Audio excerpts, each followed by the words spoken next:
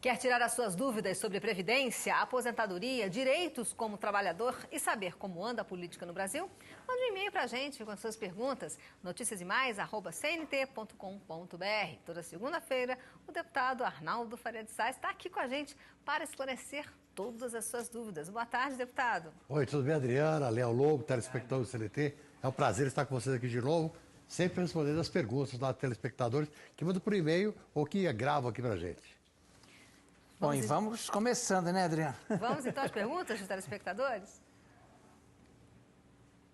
Deputado Arnaldo Faria de Sá, queria te fazer uma pergunta. O empregado que se afastar por motivo de doença, ele tem direito à correção salarial?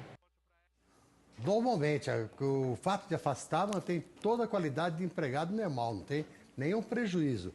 Só se ele ficar afastado por mais de 6 meses, é que aí, em vez de a empresa pagar o 13º salário, quem tem que pagar o 13º é a Previdência Social, mas todos os seus direitos. O que eu queria chamar a atenção é que a pessoa que está no auxílio-doença, quando for empregada e voltar para o trabalho, ela normalmente convalida todo o tempo que ela teve afastada. Mas se você está no auxílio-doença, por ser contribuinte autônomo, ter o carnê, obrigatoriamente você tem que recolher no primeiro mês imediatamente seguinte ao do afastamento, para que todo o período anterior seja contado para fim de aposentadoria. Tinha uma dúvida a esse respeito, mas já está resolvido. A próxima contribuição, depois de cessado o auxílio-doença, valida todo o tempo do auxílio-doença para fim de cálculo da aposentadoria por tempo de contribuição ou por tempo de atividade. Mas não pode esquecer de pagar, hein, logo, né? Se você é empregado, não tem problema. Volta ao trabalho, o recolhimento é automático. Se você paga por conta, não pode esquecer de pagar o primeiro mês. Perfeito. E agora? Tem um tempo máximo de afastamento por doença de trabalho? Não, o tempo que determina é a perícia médica. A perícia médica, se ela perceber que afastou, prorrogou o afastamento está se consolidando, pode converter esse afastamento em aposentadoria por invalidez. Mas quem decide isso é a perícia médica. Perfeito. E agora tem uma pergunta sobre a duração da jornada de trabalho. Deputado, qual é a duração da jornada de trabalho? O horário de trabalho é de 44 horas semanais. Antigamente era de 48. Foi reduzido para 44 na Constituição Brasileira de 88 e há uma PEC para diminuir para 40 horas semanais. Mas, por enquanto, o horário é 44 horas por semana. Esse horário pode ser feito uma chamada horário de compensação, através do decídio coletivo, aumentando um pouco mais no determinado dia, para você trabalhar apenas 5 dias por semana e não 6 dias. Porque se você fizer 44 anos dividido pelos dias da semana, daria 8 horas em 5 dias, 40 horas, mais 4 horas para o sábado. Mas você pode pegar as 4 horas do sábado e distribuir entre os dias da semana, para você trabalhar só os dias da semana e completar a jornada de 44 horas semanais. Agora, dúvida sobre hora extra. Deputado, eu gostaria de saber se as horas extras elas ficam incorporadas ao salário.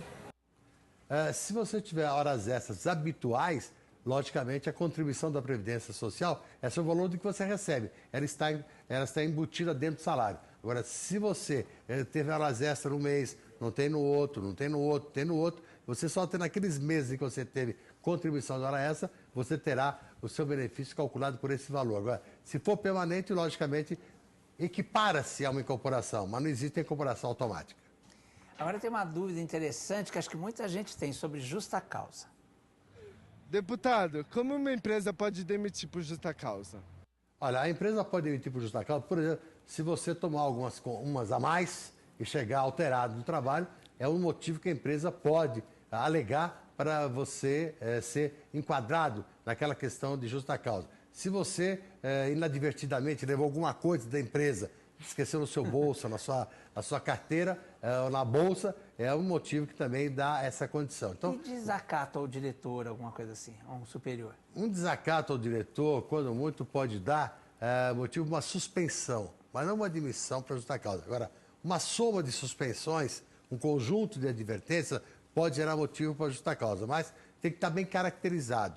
Do contrário, você acaba tendo problema com a Justiça do Trabalho se a empresa não justificar essa razão. Outra questão de justa causa é quando você faltar mais de 30 dias seguidos. Aí caracteriza o abandono de emprego que pode ser demitido por justa causa. E agora a dúvida sobre convenção coletiva do trabalho. Deputado, o que é convenção coletiva de trabalho?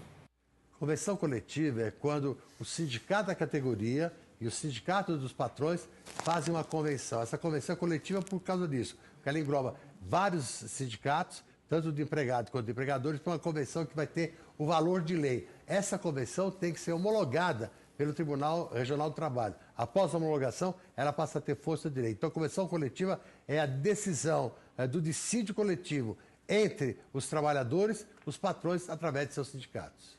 Agora tem uma pergunta sobre faltas também. Deputado, quantas vezes o funcionário pode faltar ao serviço sem perder direito às férias? Você tiver mais de 10 faltas durante o ano, você perde parte das suas férias. Não perde a totalidade, mas perde parte das suas férias. Nessas faltas não são consideradas as faltas justificadas. O que é a falta justificada? Você faltou por problema de saúde, levou um atestado médico, você perde o dia, mas a falta está justificada. Essa falta não conta. Falta injustificada é que dá o prejuízo das férias. E quando esquece de bater lá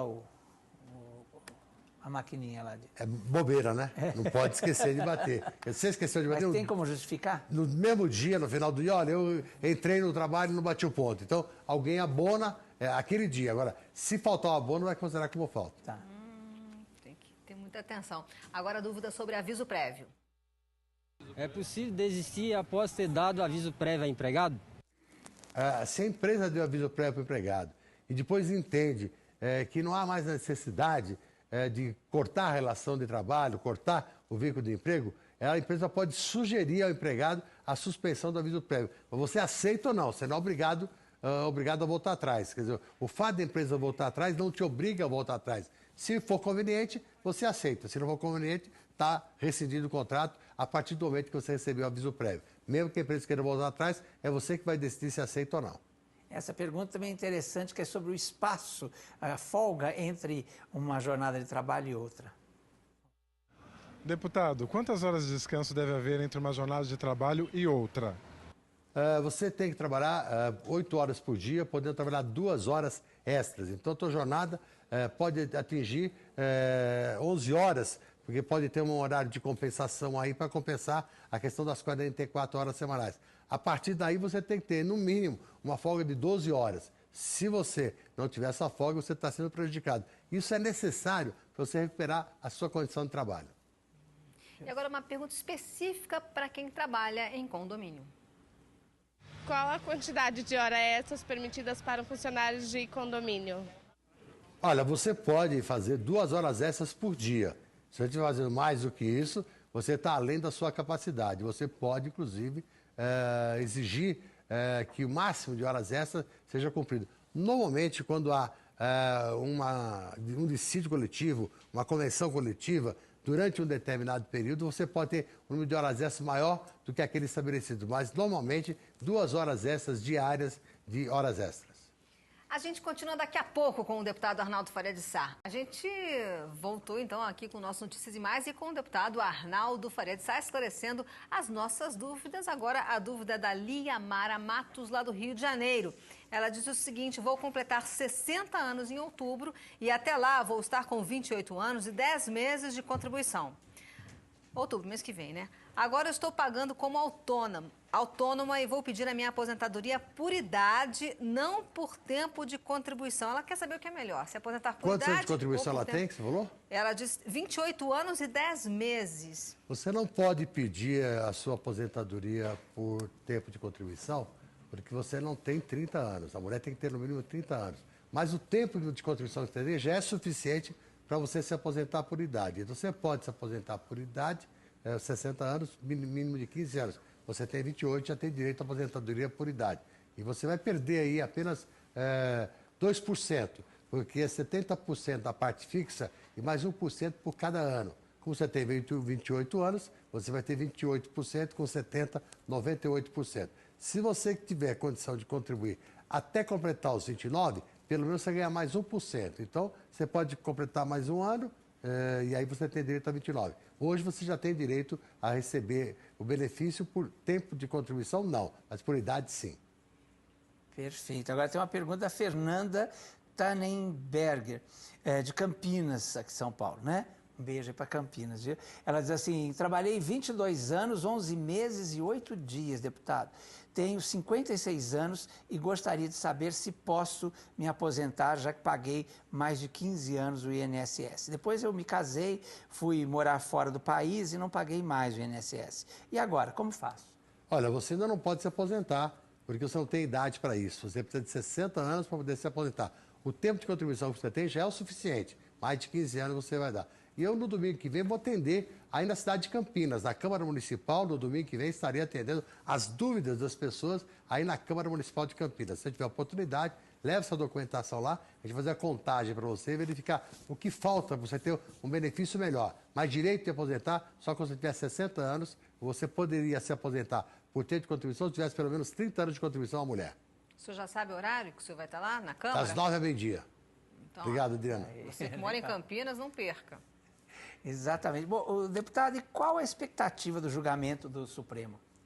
Olha, não é boa não, viu, Leão? Eu acho que o Celso de Mello, que é considerado um juiz garantista, vai acabar admitindo os embargos. Que é um juiz garantista? É o juiz que procura garantir as questões constitucionais, entendeu? Tá. E ele entende, aliás, ele já tinha declarado anteriormente, entende que são cabíveis os embargos infringentes, apesar da legislação atual não tê-los previsto. Mas eu acho que, nesse momento, a melhor coisa para ele, Celso de Mello, e para o Supremo como um todo, era acabar de vez com essa discussão. Acabar de vez, ele não aceitar os embargos, concluir o processo. Ao aceitar os embargos, o que vai acontecer? Ele disse que aceitar os embargos não é absolvição. Eu até concordo com o ministro nessa afirmação, mas no paralelo, a realidade é outra. Pode não se dar absolvição, mas vai dar o quê? Prescrição. Porque o tempo decorrido vai acabar sendo uma prescrição para diminuir algumas das penas. E o pior, a pena mais grave de tudo isso vai acabar caindo no meio do caminho, que é a da quadrilha.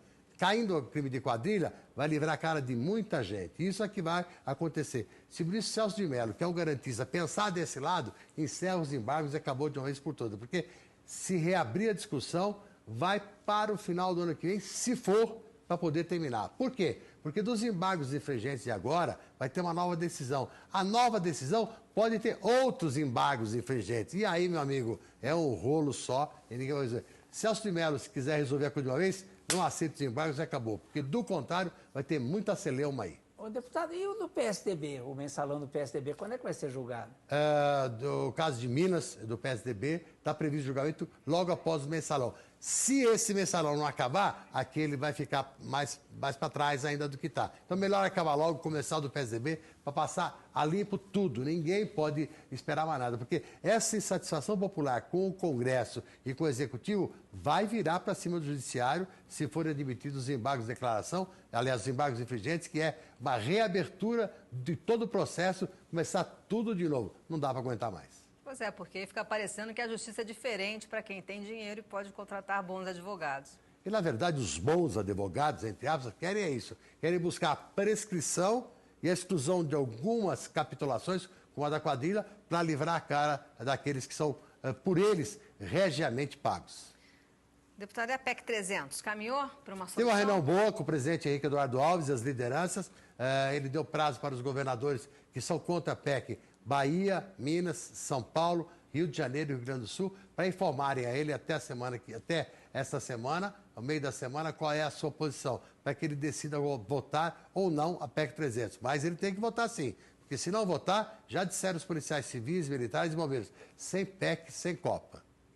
O deputado, e mais um acordo de previdência internacional foi votado? É? Graças a Deus. Na quarta-feira passada, nós aprovamos o meu relatório na Comissão de Seguridade Social e na quinta-feira foi aprovado o acordo de previdência Brasil-Canadá, junto com os outros acordos que já temos aí, todos os países da América Latina, vários países da Europa. Está faltando aí só o acordo Brasil-Estados Unidos, que eu espero que quando a Dilma for aos Estados Unidos, se for, ela possa resolver essa questão comum de uma vez por todas. Porque parece que a Dilma está querendo cometer uma burrada sem precedentes. Deixar de ir aos Estados Unidos nesse momento é falta de habilidade democrática, diplomática, melhor dizendo, porque o Brasil precisa de uma boa relação com os Estados Unidos e vocês vejam o que está acontecendo no mundo. A partir de uma interferência dos Estados Unidos, invade ou não invade a Síria, que a Rússia entrou no meio e acabou dando um pré-acordo diplomático de sustar essa invasão americana na Síria. Eu acho que a presidente Dilma devia reavaliar essa coisa. Ela pode até ir lá brigar, discutir, mas não deve cancelar a viagem aos Estados Unidos, que é muito ruim economicamente e financeiramente para o Brasil.